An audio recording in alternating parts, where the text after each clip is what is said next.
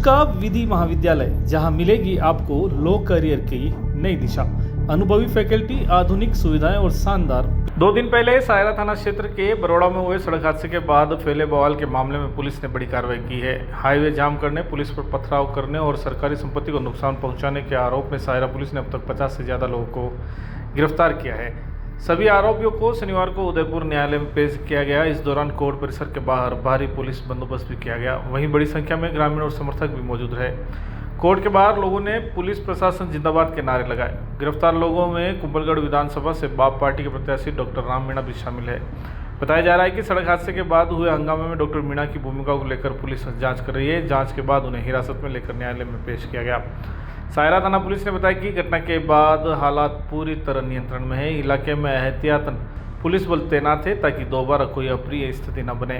मेरा नाम तो विजय खत्री है और सायरा थाना अंतर्गत हाईवे पे जो इस तरह का बवाल मचा था, एक सीनियर पुलिस अधिकारी को आप घेर के उसके ऊपर पत्थरों की बरसात कर रहे हो, उनके साथ टीम है, उनको आप इस तरह से ट्रीट कर रहे हैं, तो ये बहुत खराब चीज़ है। ये मेवाड़ में एक गलत समझा गया है कि एक अच्छे अधिकारी के ऊपर आप उसका इस तरह से आप उसका स्वागत करते हैं क्या? वो आपको 8 घंटे से समझा रहे थे, आप समझो बात को, जो आपका मुआवजा है, जो बात है प्रशासन करेगा, आप साइड में हो जाओ, हाईवे खोल दो। टूरिस्ट का भी सीजन चल रहा है, पूरा हाईवे जाम हो रखा था, भीड़ लग रही थी, बच्चे थे साथ में, औरतें थी साथ में। अब जब ऊपर से पत्थर चले तो उन सब की रक्षा करना, पुलिस को इन सब दोनों चीज़ों को देखना पड़ता है। एक मामूली सी बात तो उसका आप बतंगड़ बना रहे हो कि आपने गाली दे दी। अरे भाई, गाली आपके समाज को या किसी समाज को गाली नहीं दी है। जो वीडियो में मुझे सुनाई दिया गालियाँ क्या थी, पर ऐसा अधिकारी जिसके ऊपर आप पत्थर बरसा रहे हो, वो क्या कोई अपनी कार्रवाई नहीं करेगा क्या? कितने राउंड तो पुलिस को फायरिंग करनी पड़ी, आंसू कैसे खोले चौड़े, तब जाके ये स्थिति काबू में हुई है। अब 8 घंटे से अगर हम लोग नहीं मानेंगे तो फिर पुलिस अपना काम करेगी ना, उसके बाद पुलिस खराब है, ये कहना उचित नहीं है। तो पुलिस के साथ जो वो गलत हुआ है, और बाकी राजनीति से हमारा से कोई लेना देना नहीं है। और सभी राजनीतिक लोगों ने यही बोला है, जो पुलिस ने करा वो सही करा है, जो मांगे थी वो तरीके से बोलते आप, प्रशासन आपकी बात सुनता। तो इस तरह से उत्पात मचाना, हाईवे जाम करना, ये तो निंदनीय और घोर निंदनीय है। आप अधिकारी के लग गई भाई, पब्लिक के लगी है, किसी का सर फटता, कोई मर जाता तो कौन जिम्मेदार होता? तो इनसे निवेदन है, ऐसी पब्लिक से किसी के चक्कर में नहीं आए।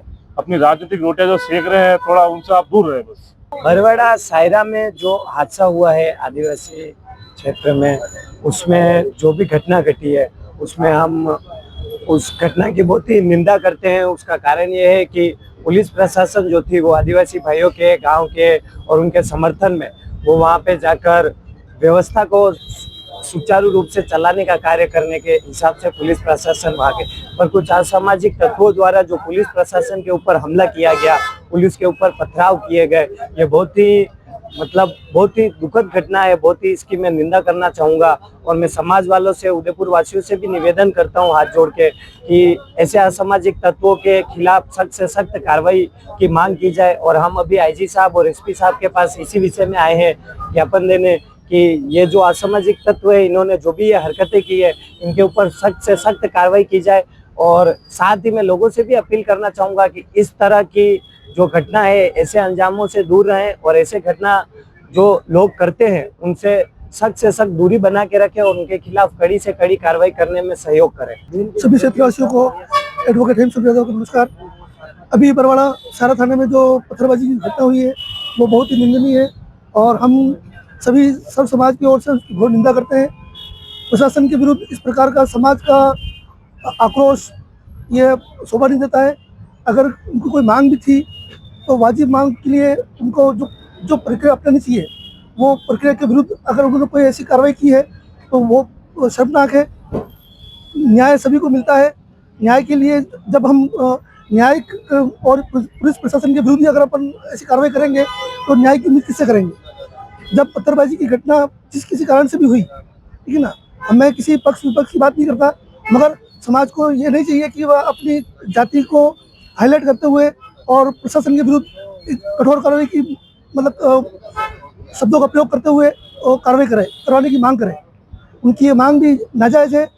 अगर वहाँ पर मौके पर अगर प्रशासन उनको संदेश कर रहा है, उनके हाथजोड़ी कर रहा है, तो उनको भी चाहिए कि उनकी बात रखते हुए एक पल को उनको न्याय की भावना रखते हुए उनको वहाँ से हट जाना चाहिए था।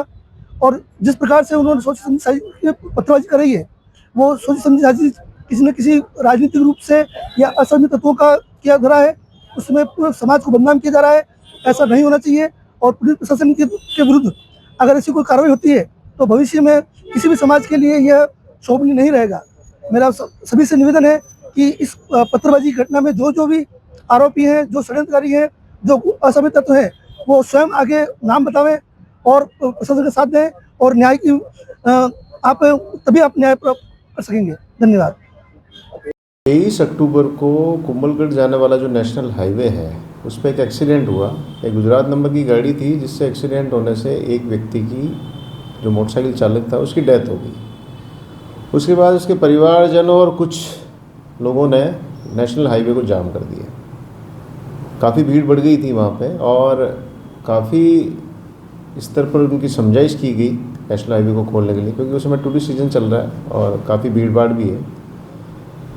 9:30 बजे से लेकर 4:30 बजे तक हाईवे को इन्होंने जाम रखा और किसी भी स्तर पर बात मानने के लिए तैयार नहीं हुए। उनकी मुख्य मांग ये थी कि तो ड्राइवर को मौके पर लाया जाए और 1 करोड़ रुपये दिखाया जाए। तो वो बिल्कुल असंवैधानिक मांग थी। मैं भी मौके पे पहुंचा, करीब हमने थोड़ी देर समझाइश का प्रयास किया। तहसीलदार वगैरह जो कहीं बाहर थे उनसे टेलीफोन से बात करी, लेकिन उनकी बात बनी नहीं। जब उनको हटाने का प्रयास किया गया तब उन्होंने पथराव किया, जिससे हमारे 10 से ज़्यादा पुलिसकर्मी घायल हुए। तो बाद में हमने ग्रामवासी जो बरवाड़ा के थे उनके सहयोग से हमने 29 लोगों को डिटेन किया और उनके 42 वाहन जब्त किए। आज उन सभी आरोपी को कोर्ट में पेश किया गया है, सभी को जेसी हो गई है और इनमें करीब 50 आदमी और हमने नामजद किए हैं जो वीडियो फुटेज में पथराव करते हुए दिख रहे हैं, प्लस जो जिनकी मोटरसाइकिलें मौके पे मिली। उन आधार पर जो भी अपराधी होगा उसके खिलाफ कार्रवाई की जाएगी। तो कितने आरोपी हो सकते हैं इसमें? मैं बता रहा हूँ आपको, करीब 50 आरोपी और नामजद कर लिए हम लोगों ने अभी तक। किस तरह की धारा मामला दर्ज हुआ सर? ये एक तो नेशनल हाईवे को क्षतिग्रस्त करने के संबंध में नेशनल हाईवे एक्ट है, इसमें पुलिसकर्मियों पर हमला करने की धाराएं हैं और उसके अलावा सरकारी संपत्ति में तोड़फोड़, जो हमारी एक सरकारी बस थी और मेरी गाड़ी थी और इसके अलावा एक गाड़ी और थी, उनमें तोड़फोड़ की है। और उसके अलावा BNSS के जो भी उचित सेक्शन है और एक राजस्थान सरकार का एक मृत शरीर का सम्मान अधिनियम है जो पहली बार हमने कार्रवाई करते हुए लगाया है इसमें, क्योंकि उस शव को भी लेके बैठे हुए थे। शव को भी हमने वहाँ से हटवाया और नेशनल हाईवे को सुचारू करवाया। सर, जो ड्राइवर था गाड़ी का जिसने टक्कर मारी थी, क्या वो आइडेंटिफाई हो चुका है? वो तो हमने आधे घंटे में ही उसको ट्रेस कर लिया था। जैसे ही एक्सीडेंट हुआ हमारे पास सूचना ही, हमने नाकाबंदी करी, लेकिन वो ड्राइवर भी बड़ा जिम्मेदार था। वो केलवाड़ा थाने में पहुंच गया सीधा। उसने कहा सर मेरे से एक्सीडेंट हो गया है, चूँकि वहाँ भीड़ भाड़ इकट्ठी हो गई थी तो मैं वहाँ से निकल आया और उसने बिल्कुल सही कदम था उसका। ये सर कल से एक वीडियो वायरल हो रहा है जो आपका है सर, उसमें कि वो कोई कहेगा ऐसा कोई जो माहौल खराब होने जैसा करना, तो आप नहीं, माहौल ख़राब क्या होना है? माहौल तो अब जब आप नेशनल हाईवे जाम करके बैठे हो तुमको हटाना उचित था, तुमको हटाना ही था वहाँ से। तो इसमें कुछ पॉलिटिकल पार्टीज के लोग भी शामिल हैं, ऐसी भी बात है? ये जो अरेस्ट हुए व्यक्ति बाप पार्टी के लोग उस वीडियो को आधार बना रहा है कि इस डिप्टी साहब ने उसमें गाली गलौज और 5 मिनट तक। हाँ, इसमें जो 2 प्रमुख लोग थे उसमें से एक तो बाप पार्टी का प्रत्याशी रहा है, कुंभलगढ़ से चुनाव भी लड़ा है और भी कुछ बाप पार्टी के लोग शामिल थे इसमें। उसमें बाप पार्टी के लोग मुख्य हो सकते हैं सर? ये एक्चुअल में मृतक के परिवारजनों से भी हमारी बात हुई। उन्होंने कहा हम शव उठाने के लिए तैयार थे, लेकिन इन्होंने कहा नहीं नहीं हम तुम्हारे को 1 करोड़ मुआवजा दिलाएंगे, यहीं बैठो। जबकि 1 करोड़ मुआवजे का कोई प्रावधान नहीं है।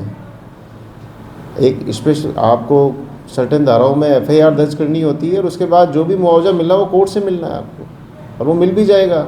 हर गाड़ी का इंश्योरेंस होता है तो इंश्योरेंस कंपनी उसको मुआवजा क्लेम पे करेगी उसमें। सर डेड बॉडी मॉर्चरी में शिफ्ट हो गई है? उसी दिन जब पथराव हुआ फिर हमने इनको हटाया वहाँ से, मुलजिमों को डिटेन किए। डेड बॉडी को हमने ही अस्पताल पहुँचाया थाना गोगुंदा की गाड़ी से, और कल सुबह उसका पोस्टमार्टम हो गया। पोस्टमार्टम तो हमने रात को ही करा दिया था परसों, और कल सुबह उसका दाह संस्कार भी हो गया। परिजन वगैरह मान गए सर, सहमति होगी? परिजनों को कोई लेना देना नहीं। परिजन कह रहे हैं साहब के ये जो नेता टाइप के लोग थे, कुछ लोग आ गए यहाँ पे, उन्होंने कहा हम तुम्हें अभी आज ही पैसा दिलाएंगे, तो वो तो संभव भी नहीं है। और नेशनल हाईवे को 8 घंटे जाम रखना कहाँ तक उचित है? किसी न किसी स्तर पर तो उनको हटाया जाना था, हमने हटाया उनको। ठीक का आवासीय कन्वर्टेड मकान मात्र 5 लाख में। जीतने का मौका, जी हाँ, आपको 6,000 की मासिक किस्त में मकान जीतने का मौका। 30 किस्त 30 मकान। इतना ही नहीं, अगर आपका नाम इस योजना में नहीं आता है तो आपको जमा पूंजी के साथ 1 लाख और जमा कराते ही साकरोदा के गंगा विहार में 800 वर्ग फीट का एक प्लॉट दे दिया जाएगा बिना किसी डाउन पेमेंट के। तो आज ही जुड़े हमारी स्कीम से और मकान जीतने का पाएं सुनहरा मौका। तो इंतजार किस बात का, संपर्क करें उदयपुर प्रॉपर्टी 212 सेकंड फ्लोर समृद्धि कॉम्प्लेक्स, रेती स्टैंड, उदयपुर। कॉन्टैक्ट 8619007692 80584।